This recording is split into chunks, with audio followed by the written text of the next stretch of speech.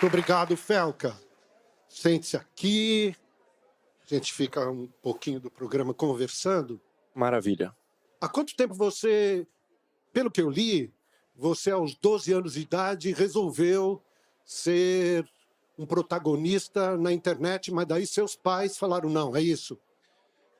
Começou assim. Com 12 anos de idade, eu comecei a produzir conteúdo, mas naquela época eu era criança, não sabia nada das coisas, como que funciona, né? E naquele momento, eu contei para meus pais, e meus pais falaram: muito bacana o que você está fazendo, apoio, mas ainda é muito cedo. Eu acho que tem que esperar um pouquinho de tempo mais, você amadurecer. Esse ambiente que você está entrando, talvez você não entenda tudo. Na minha cabeça de criança, pré-adolescente ali, eu fiquei, não entendi, fiquei meio revoltado por um tempo. Nossa, por que meus pais estão me proibindo? Hoje, quando eu olho para trás, eu entendo muito bem e eu agradeço meus pais.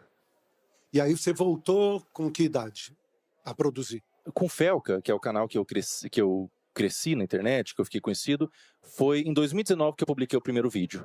Publiquei o primeiro vídeo, era vídeos de humor, um tom bastante humorístico, mas tinha já um tonzinho de crítica. Eu sempre gosto de colocar...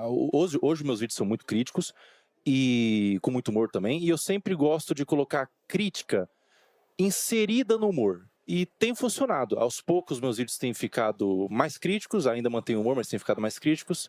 E hoje eu tô aí, né? Agora, hoje, houve uma explosão, não é? De visualizações, de compartilhamentos. Até aquele momento, há poucos dias atrás, antes do documentário, quantas pessoas faziam parte dos seus canais? Eu tinha... se for contar em todas as redes sociais, daria talvez 15 milhões a 20 milhões. Eu tinha... Na rede social principal, eu tinha 8,8 milhões. E hoje? Hoje, na rede social principal, que eu tinha 8,8 milhões, eu tenho 15 milhões,5 em 5 dias. Foram mais de 7 milhões de seguidores aí em 5 dias e crescendo. O teu vídeo repercutiu muito. Ele repercutiu pela história, né? Através das pesquisas e das denúncias que você fez, mas ele repercutiu também junto ao comportamento das pessoas. Eu acho que as pessoas começaram a refletir mais, e eu já vi vários vídeos de mães falando: eu não devia ter exposto tanto meu filho, apesar de nem ser uma exposição, vamos chamar assim, delicada ou sensual. Que reflexão você começou a trazer para a gente a respeito disso? Eu creio que esse é o ponto mais importante mesmo do vídeo, e você falou sobre ter chegado nas pessoas, e foi isso que eu observei mesmo. Me mandaram fotos, por exemplo, Serginho, de pessoas assistindo o meu vídeo na horizontal, que é uma coisa muito difícil nos dias de hoje, as pessoas estão consumindo todos na vertical, assistindo no ônibus o meu vídeo, no metrô. Eu fico muito feliz porque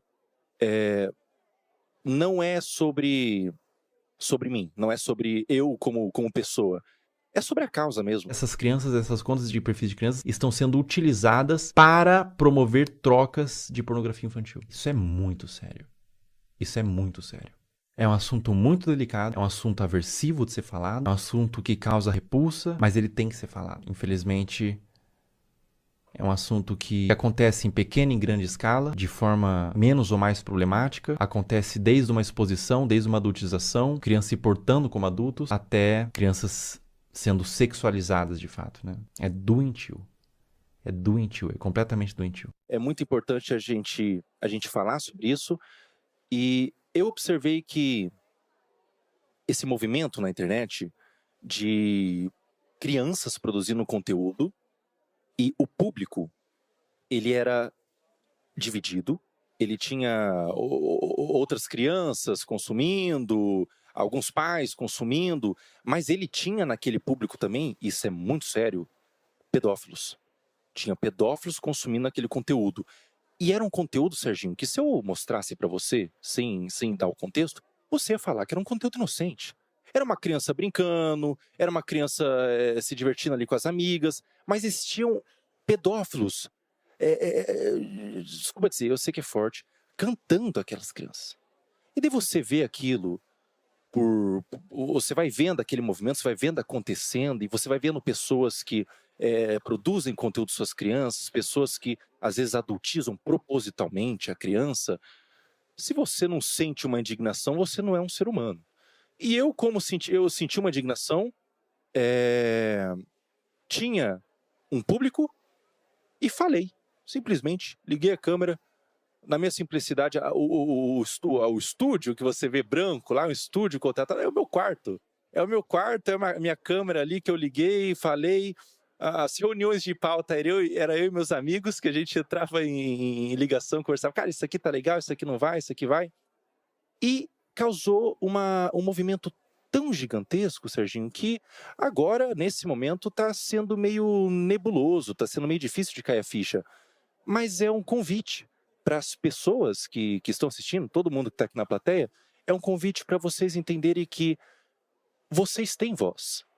Existe um poder nas pessoas. Você vê algo que está errado e falar, denunciar. Na sua simplicidade, as pessoas ouvem. Existe bondade no mundo. Mas e o consumo? Consumo direto consumo. De crianças e adolescentes frente à tela. O consumo ele tem que ser, na minha opinião, supervisionado.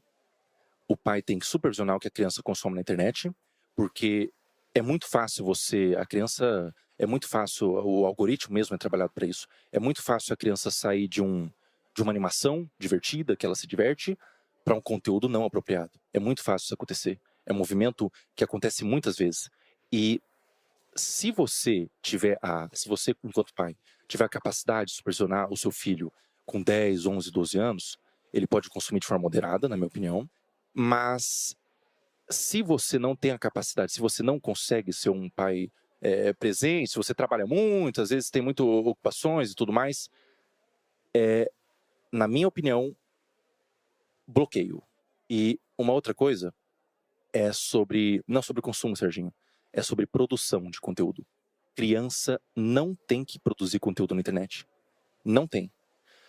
A internet é um ambiente, todo mundo que está aqui sabe que a exposição não é algo fácil de lidar. A exposição vem com críticas, vem com pessoas comentando sobre você, comentando sobre aparência, vem com às vezes um assédio, e a criança não está preparada para receber qualquer tipo dessas coisas. Então, criança não deve produzir conteúdo na internet. Internet é um ambiente para adultos.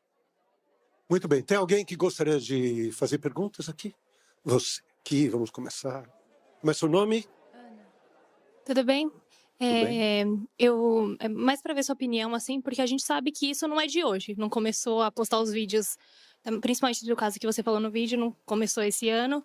Já é de muito tempo. Por que você acha que demorou tanto para tomar essa proporção, para as pessoas começarem a prestar atenção nisso? Essa é uma pergunta boa, Ana. Eu acho que existiam muitas pessoas falando sobre, já era uma coisa bem pública, assim, era relatado. Eu acho que talvez faltou uma mobilização mais numerosa mesmo. Eu acho que foi uma questão de alcance que atingiu.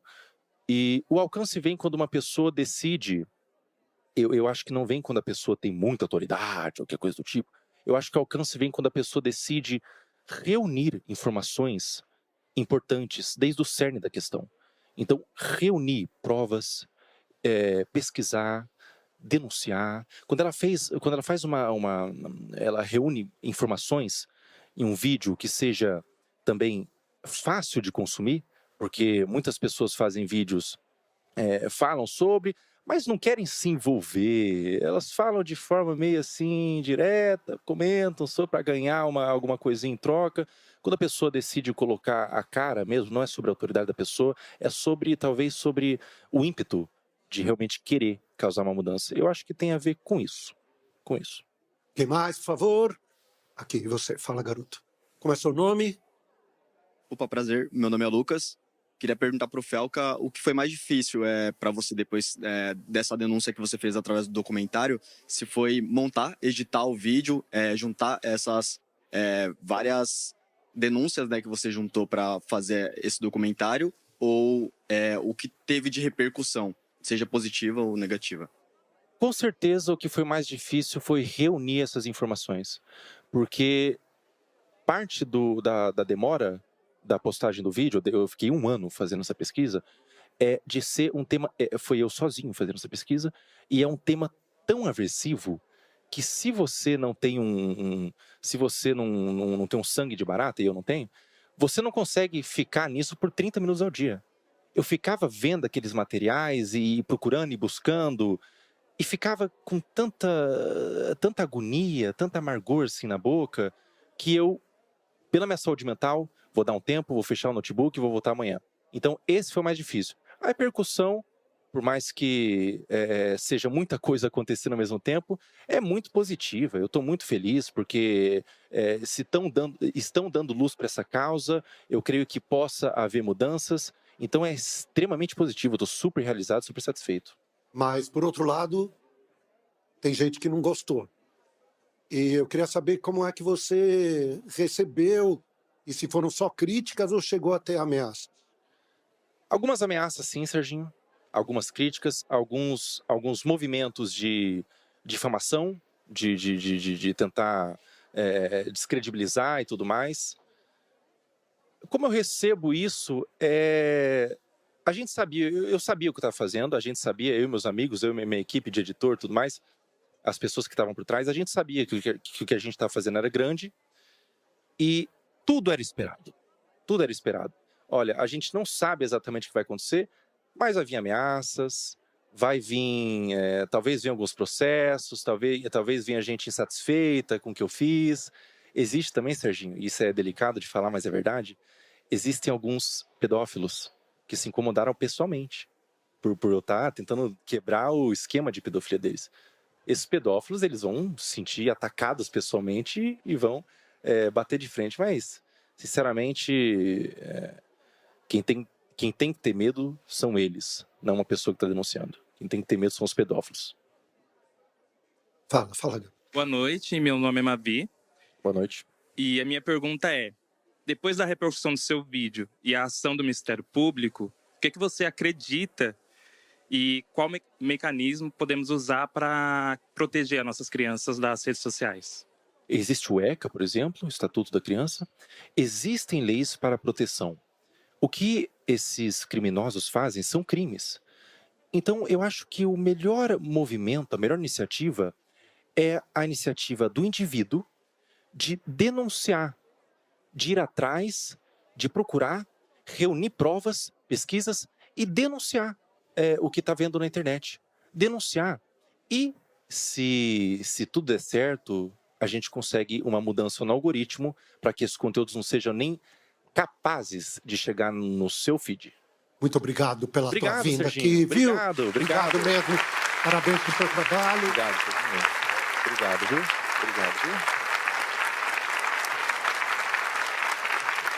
E até a próxima. Cadê o teu pessoal? Até a próxima. Cadê o Levanta pessoal? a mão aí, o pessoal do Tchau, Paola. Aqui, tchau, Fábio. Tchau, Caco. Glória, Acho que as pessoas estão muito impressionadas com a altura dele também. Quando ele entrou... E olha que eu tenho 1,80 m. Pega esse quadro. Não, eu tenho 1,80 m. Tá baixinho, Serginho. Você tá muito baixinho. Obrigado, aplausos aqui. Obrigadão.